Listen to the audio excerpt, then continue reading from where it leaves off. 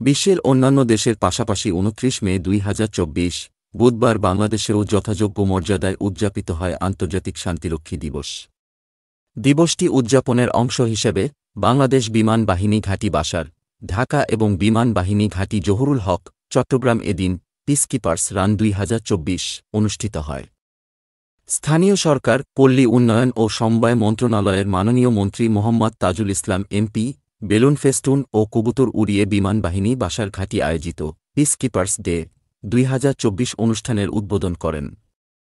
অনুষ্ঠানে প্রধান অতিথি পররাষ্ট্র মন্ত্রণালয়ের সিনিয়র সচিব, সশস্ত্র বাহিনী বিভাগের প্রিন্সিপাল স্টাফ অফিসার ও জাতিসংঘের আবাসিক সমন্বয়কারী জাতিসংঘ শান্তিরক্ষা মিশনে বাংলাদেশের ভূমিকা এবং অবদানের কথা উল্লেখ করে বক্তব্য প্রদান করেন।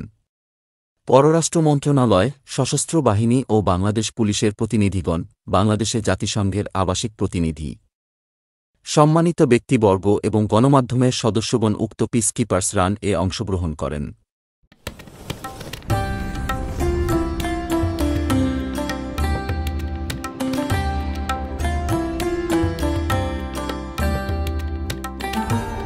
এমি টিভি, স্বাধীন বাংলার স্বাধীন কণ্ঠ।